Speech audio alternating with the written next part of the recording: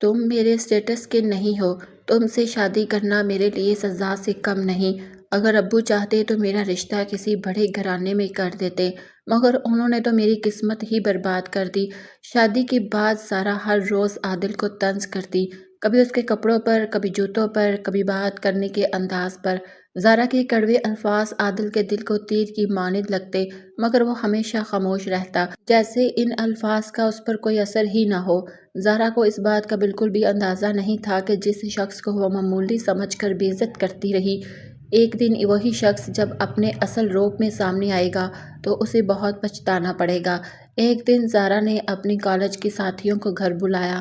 گھر عالی شان تھا، مگر پھر بھی اس نے عادل کو نیچا دکھانے کے لیے کوئی موقع نہیں چھوڑا۔ سب کے سامنے بولی، دیکھو یہی ہے میرا شوہر، سوچو میری قسمت کتنی خراب ہے کہ مجھے اس جیسے آدمی کے ساتھ رہنا پڑ رہا ہے۔ ساتھیوں نے خاموشی اختیار کی، مگر عادل نے ہلکی سی مسکراہٹ کے ساتھ چائے پیش کی اور کہا، آپ لوگ آرام سے بیٹھیں، کچھ چاہیے ہو تو بتا دیجیے گا۔ زارا نے تیز لہجے میں کہا، یہ بھی کوئی بات کرنے کا طریقہ ہے؟ تمہارے پاس تو کلاس ہی نہیں۔ اگر میں اپنی ساتھیوں کے سامنے شرمندہ ہوتی ہوں تو اس کی وجہ صرف تم ہو۔ عادل نے آہستہ آواز میں جواب دیا، اگر تمہیں شرم آتی ہے تو میں کوشش کروں گا کہ تمہارے سامنے کم آؤں تاکہ تمہارا موڈ خراب نہ ہو۔ اس کی یہ نرمی زارا کو اور بھڑکا گئی۔ کتنا بے وقوف ہے، تجھے ذرا بھی تمیز نہیں، پتہ نہیں کون سا گناہ کیا تھا کہ یہ میری قسمت میں لکھا گیا۔ دن گزرتے گئے، ہر دن ایک نیا طنز، ایک نئی ذلت، کبھی وہ اسے غریب کہتی، کبھی نکما۔ عادل بس برداشت کرتا رہا۔ کئی بار گھر کے ملازمین بھی حیران رہ جاتے کہ کوئی بیوی اپنے شوہر کو اتنا نیچا کیسے دکھا سکتی ہے، مگر عادل کے چہرے پر ہمیشہ سکون رہتا۔ اس کی آنکھوں میں شرمندگی ضرور ہوتی، مگر کسی پر غصہ نہیں۔ ایک رات کھانے کے وقت بھی زارا نے کہا، عادل تمہیں پتہ ہے تم تو میرے ابو کی مہربانی سے جیتے ہو، ورنہ ساری عمر کرائے کے گھر میں گزار دیتے، تمہارے پاس اپنا گھر تک نہیں۔ عادل نے پلیٹ میں کھانا ڈالتے ہوئے کہا، گھر اور گاڑی سے رشتہ نہیں چلتا زارا، رشتہ اعتماد اور احترام سے چلتا ہے، لیکن شاید میں تمہیں وہ احساس ابھی نہیں دے پایا۔ زارا ہنس کر بولی، تم اور احساس، تمہاری اوقات میرے سامنے طول کے برابر بھی نہیں۔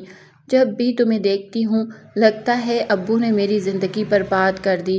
کمرے میں اس کے الفاظ گونجتے رہے۔ عادل خاموش رہا، بس آہستہ سے کہا، شاید وقت ہی تمہیں سچ دکھائے گا۔ اگلی صبح دفتر جاتے ہوئے بھی زارا نے اسے طنز دیے، لوگ مجھ سے پوچھتے ہیں تمہارا شوہر کیا کرتا ہے، اور مجھے کتنی شرم آتی ہے کہ وہ بس ایک معمولی نوکری کرتا ہے۔ عادل نے گاڑی اسٹارٹ کرتے ہوئے کہا، اگر کبھی تمہیں لگے کہ تمہاری زندگی میری وجہ سے بوجھ ہے تو تم کھل کر کہہ سکتی ہو، میں تمہیں روکوں گا نہیں۔ بس ایک درخواست ہے کہ اپنے والد کو کبھی قصوروار مت کہنا، انہوں نے وہی کیا جو درست تھا۔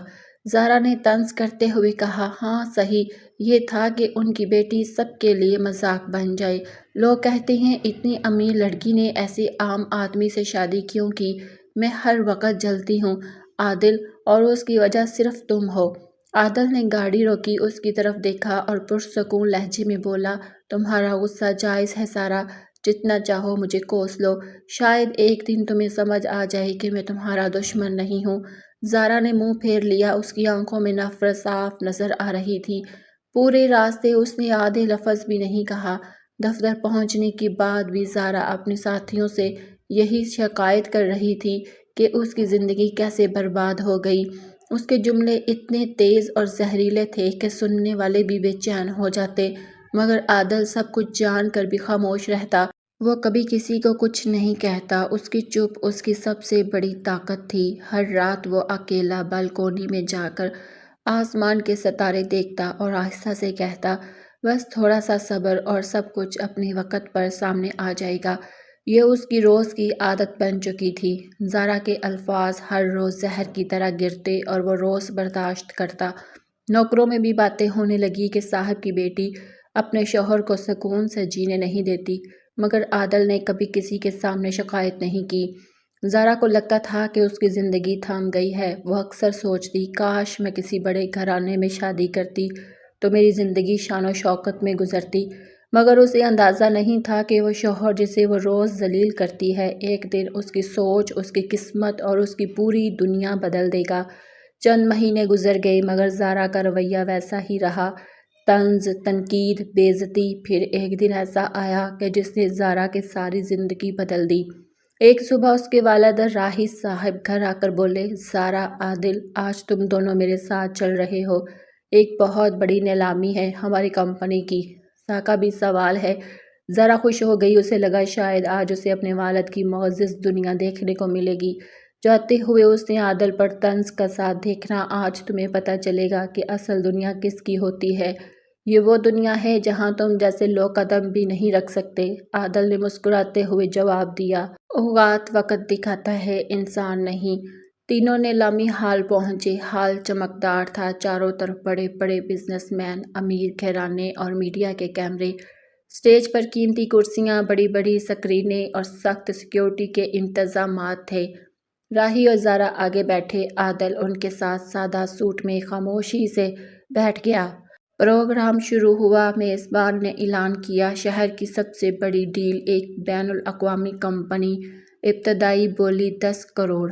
ہال میں ہلچل مچ گئی، کسی نے 15 کروڑ کہا، دوسرے نے 20 کروڑ۔ آوازیں بڑھتی گئی، سارا تماشائی سب کچھ تجسس سے دیکھ رہا تھا۔ وہ جو کوئی بولے سمجھے، یہاں پیسہ بولتا ہے، یہ وہ دنیا ہے جہاں تم کچھ بھی نہیں ہو۔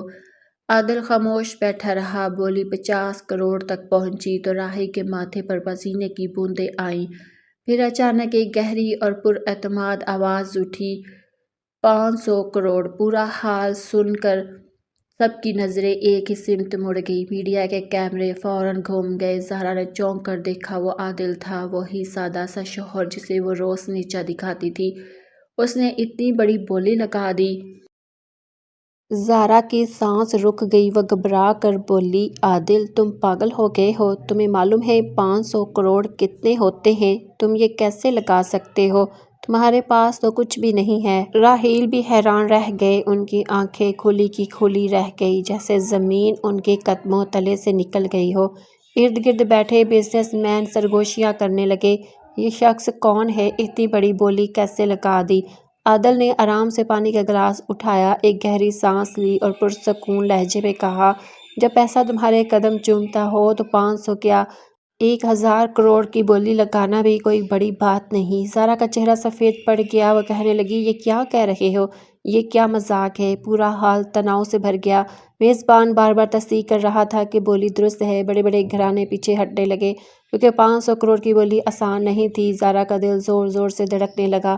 وہ سوچ بھی نہیں پا رہی تھی کہ جس شخص کو وہ معمولی سمجھتی رہی، وہ اتنی بڑی بولی کیسے لگا سکتا ہے۔ اس کے ذہن میں سوالوں کا طوفان اٹھ رہا تھا۔ راہیل صاحب نے سر جھکا لیا، ان کی آنکھوں میں پچھتاوا صاف نظر آ رہا تھا۔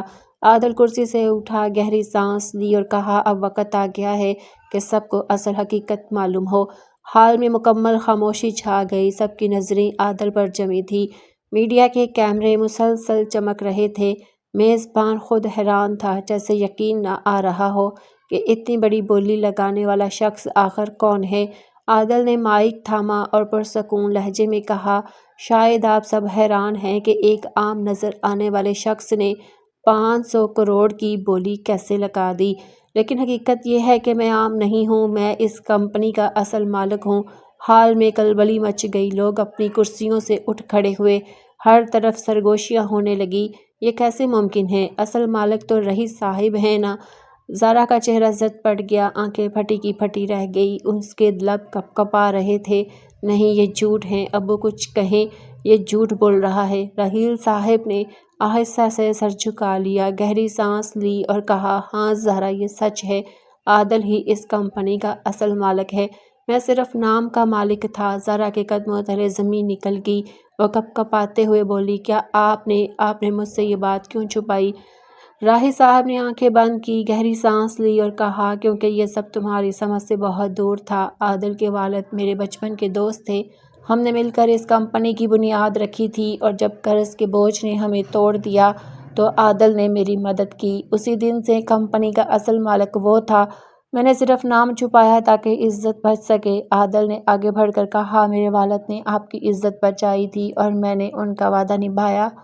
میں نے کبھی خود کو مالک نہیں کہا کیونکہ میرا مقصد یہ تھا کہ تم مجھے پہچانو۔ کمپنی کے ہر فیصلے اور پالیسی پر میرا ہاتھ ہوتا تھا، لیکن دستخط ہمیشہ ان کے نام سے ہوتے تھے۔ زارا کی آنکھوں سے آنسو نکل آئے۔ جس شخص کو وہ روز ذلیل کرتی تھی وہ اس کی زندگی کا سب سے بڑا سہارا نکلا۔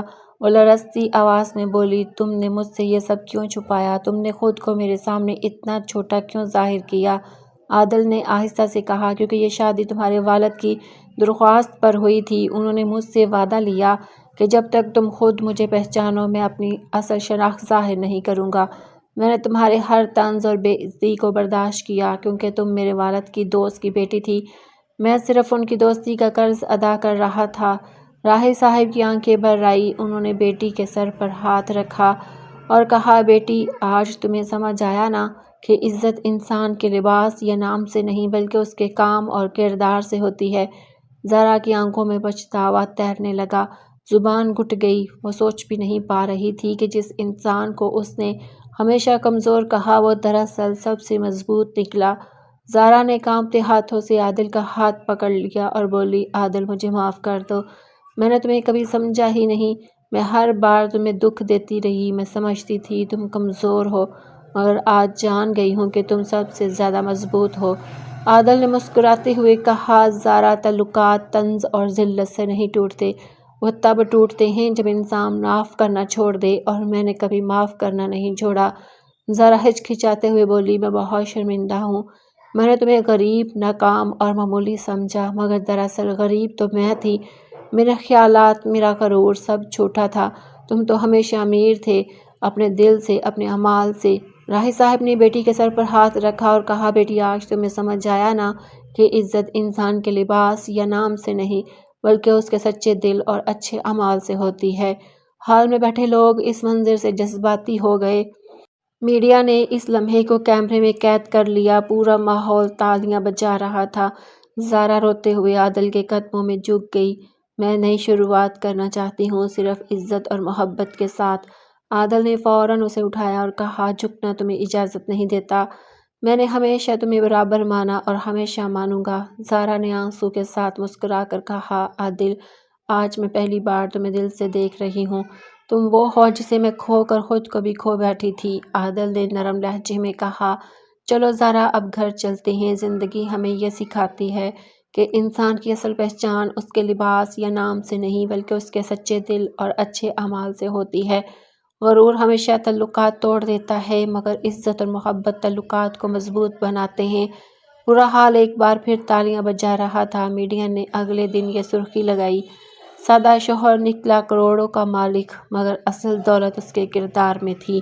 اور عادل اور زارا کے لیے وہ دن ایک نئی زندگی کی شروعات بن گیا، جہاں محبت، احترام اور سچائی کا راج تھا۔